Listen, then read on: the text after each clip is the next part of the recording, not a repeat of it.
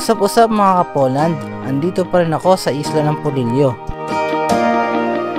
Naisama kami sa isang birthday outing sa isang magandang lugar dito sa Barangay Pinaglubayan, Polillo, Quezon.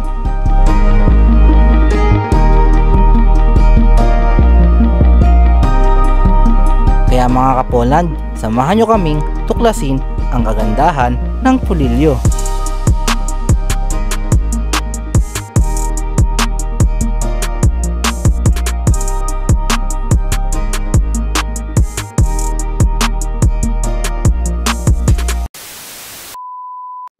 What's up mga kapoland, for today's video ay pupunta kami sa isang birthday outing. Naimbitahan kaming sumama, kaya kami naman ay excited na pumunta doon sa meeting place. Dito nga pala yan sa bahay nila Kuya Nasser. Matagal na nga akong pabalik-balik dito sa Polillo, pero first time pa lang ako makapunta sa lugar na to, kaya wala akong masyadong idea kung ano yung makikita ko doon.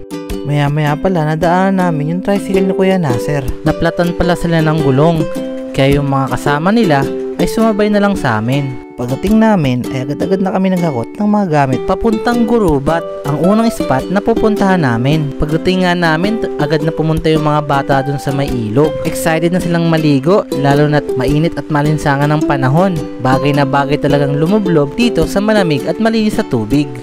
8th birthday nga pala ito ni Trixie May Villaflor, at ang mama niyang si Yosel Villaflor na pamangkin ng asawa ko, at ang lolo at lola niya na si Nasser at Eloisa Villaflor ang nag-imbita sa amin dito sa magandang outing na ito.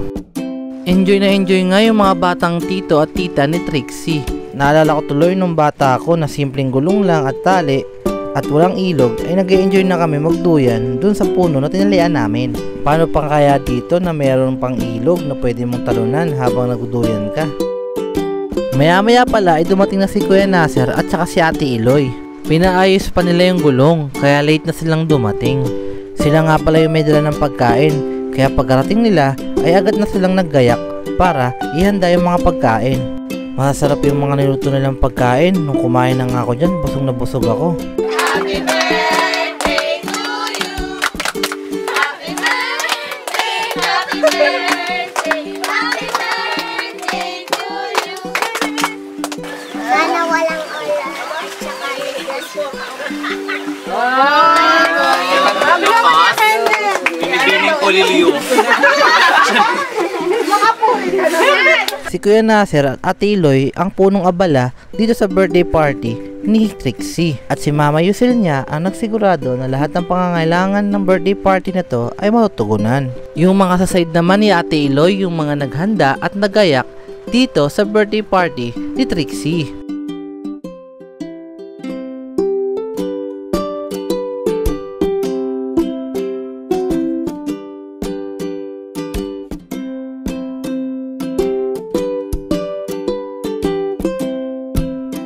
Habang kumakain yung mga bata ay lipat naman tayo dun sa part ng mga matanda.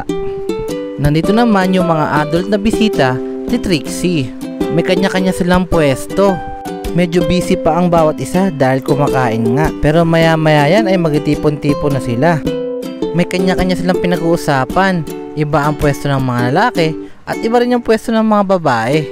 Di ko man naririnig kung ano yung napag-uusapan nila, pero mukhang masayang-masaya yung kanilang pinag-uusapan. Dito nga feeling ko ako pinag-uusapan nila eh. Maya-maya pala ay bigla akong tinawag ni Kuya Nasser. Nagsimula na kasi ang tugtugan at naipapakita ng ating mga nagagandang ina ang kanilang galing sa sayawan. Ay nagkagulo-gulo, ang kanilang mga instrumento ay luma na at sintonado. Ang drummer ay inuubo-ubo, ikain pa ang nagbabaho. Saksoponista ay mga gwapo, taga-turot ay sira ulo, trumpet ay kalawangin. Habang abala ang lahat, nagluluto naman si Kuya Nasser ng mainit at masarap na arroz caldo. Tamang-tama to, pagkatapos mo mag-swimming sa malamig na tubig, ay kakain ka ng mainit at masarap na arroz caldo. Sinahugan nga pala niya to ng karne ng kalabaw at napakasarap ng lasa nito. Habang nagsasayawan ng mga kababaihan, ang mga kalalakihan naman ay may sariling pagtitipon. Pwedeng pinag-uusapan nila yung mga maganda at mga seryosong bagay sa buhay nila. O pwedeng nag-uusap sila tungkol sa trabaho, usapang bahay, o usapang magkumpare. Pero ang importante ay masaya sila nag-uusap-usap. Maya-maya ay kumain na rin ako. Ginutom na rin kasi ako kaka-video at kaka-picture sa kanila. Lahat ng ulam na yan ay masarap. Pero ang pinaka nagustuhan ko ay yung niluto ni Kuya Nasser na nilagang kalabaw. Tapos sasabayan mo pa ng refreshing na liputi juice na ginawa ko. Grabe, panalo. Pagkatapos ko kumain ay pumunta naman ako sa kabilang spot na meron daw na mas magandang paliguan doon. Pinasamahan nga pala kami sa isang bata dahil hindi namin alam yung pasikot-sikot dito. Habang naglalakad ay madadaanan kayo na maraming nyogan at napaka-refreshing sa mata. Talagang probinsyang-probinsya ang vibes. Pagkalagpas sa mga puno ng mga nyog ay meron kayong makikitang ilog. Hindi pa yun dyan guys. Tatawirin natin yan gamit itong mga kawayan. At medyo exciting yung pagtawid dito guys. Dahil first time kong tumawid sa ganito kahabang tulay na kawayan ay medyo nakakatakot at nakaka-excite. Lalo na pag nasa gitna ka na tapos umaalog-alog na yung inaapakan mo. Grabe, nakakatakot at nakakaba talaga. Pero nakakatuwa lang. Para kasi ako nag-a-adventure at nakaka-excite sa pakiramdam. Pagdating namin doon sa paliguan ay ito kagad yung bumungad sa akin. Napakaganda ng lugar. At para bang yung mga nakikita ko sa mga lumang pelikula. Yung mala Tarzan at Jane yung datingan. Yung parang may nakakampong tribo dito sa gitna ng kagubatan. Yung kagandahan niya ay para tuloy hindi dinaan na signal number 3 na bagyo na si Aghon. Ang ganda talaga dito. Grabe. Lagaslas naman po ang tawag nila dito sa second spot ng Languyan na pinuntahan namin. Mababait at matulungin din nga pala yung mga tao dito. Ito nga, inaalalayan nila yung asawa ko na tumawid sa kabila. Dahil pupunta na kami dun sa kabilang spot. Kahit hindi naman nila kami kilala, ay talaga namang feeling VIP kami rito dahil sa ginagawa nilang pag-aasikaso sa amin. Pumunta na nga kami sa kabilang spot at nagsimula na naman kami maglakad.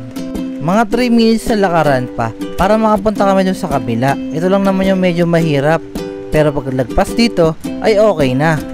Nagsasuggest naman yung mga tao dito ng mas madaling daan, pero mas pinili namin dumaan dito. May konting-konting thrill lang, pero halos lahat okay na ang daanan. Pagdating namin dito sa kabila ay bumungad kagad yung magandang view. Ang sarap mag picture dito guys. Pero warning lang guys, kailangan nakasandalyas o tsinelas kayo o pambuntok na sapatos dahil medyo matatalas yung mga bato dito. Pero dun sa paliliguan ay mabuhangin naman, kaya okay na okay lang kahit nakapakay doon. Dito sa pangatlong pinuntahan namin ay medyo madami yung cottage. Medyo malawak at malalim yung paliguan dito, kaya safe na tumalon. Vargas nga po pala ang tawag nila dito sa pangatlong spot. At dito na ako magsimulang maligo.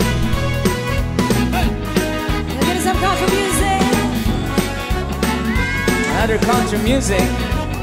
Sa mga gusto sumayaw, just keep on dancing and enjoy the night.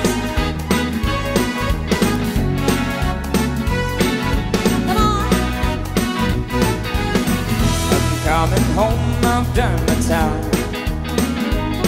and I've got to know this or is it mine? If you receive my letter telling you I'll soon be free, then you know just what to do if you still want me. If you still want me. Everybody dance! Hold tight. Talaga namang enjoy na enjoy ako dito.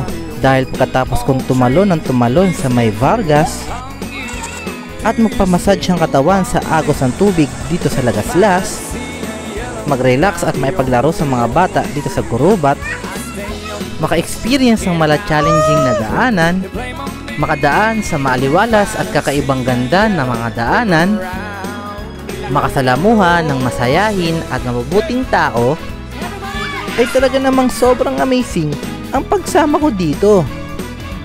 Talagang babalikan ko ito sa susunod na pagbisita ko sa isla ng Polillo. Kaya medyo nalungkot ako nung pauwi na kami. Pero hindi ko pagsisisihan ang pagpunta ko dito. Dito sa Barangay Pinaglubayan sa isla ng Polillo. Kaya mga Kapoland, Maraming salamat sa suporta at panunood dito sa aking video. Kaya mga ka-Poland, bye-bye!